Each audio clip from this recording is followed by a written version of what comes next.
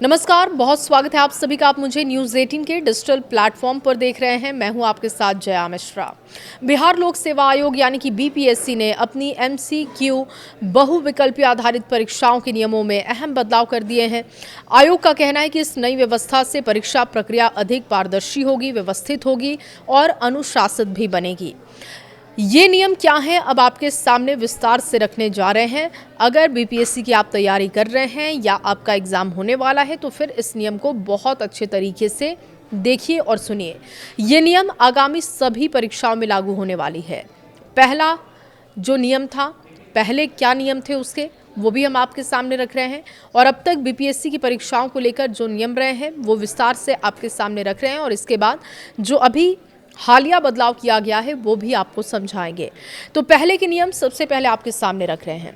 अब तक बीपीएससी की परीक्षाओं में प्रत्येक प्रश्न के लिए 4 विकल्प आपको मिलते थे, ए बी सी डी, और अभ्यर्थियों के लिए किसी भी प्रश्न का उत्तर देना अनिवार्य नहीं था और इसी कारण से कई छात्र कुछ सवालों को खाली छोड़ देते थे, जिससे कि मूल्यांकन प्रक्रिया पर असर होता था। अब कैसे देना होगा जवाब, ये समझ लीजिए। नई व्यवस्था के तहत अब हर प्रश्न में 5 विकल्प होंगे।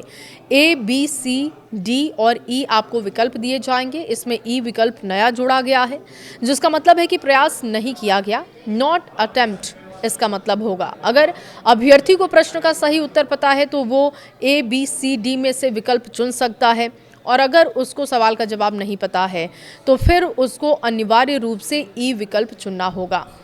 खाली छोड़ने पर आपके नंबर कट जाएंगे।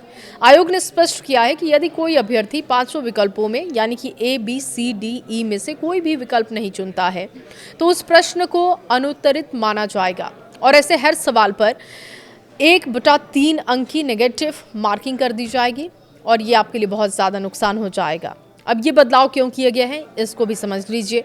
बीपीएससी के अनुसार इस नए नियम का उद्देश्य अभ्यर्थियों को अनुशासित बनाना है, परीक्षा प्रणाली को अधिक प्रामाणिक, पारदर्शी बनाना है। इससे ये सुनिश्चित होगा कि हर प्रश्न पर अभ्यर्थी अपनी स्पष्ट स्थिति दर्ज करा सके। तो आप कोई भी विकल्प खाली नहीं छोड़ सकते। आपको अब 5 विकल्प दिए जाएंगे। अगर आपको सही आंसर पता है तो आप 4 विकल्पों में से चुन सकते हैं और अगर आपको नहीं पता है तो फिर आप ई विकल्प चुन सकते हैं और ये आपको अनिवार्य रूप से चुनना होगा। इस खबर को ज़्यादा से ज़्यादा लोगों के साथ शेयर कीजिएगा ताकि बीपीएससी में हुए बड़े बदलाव को वो भी समझ सकें।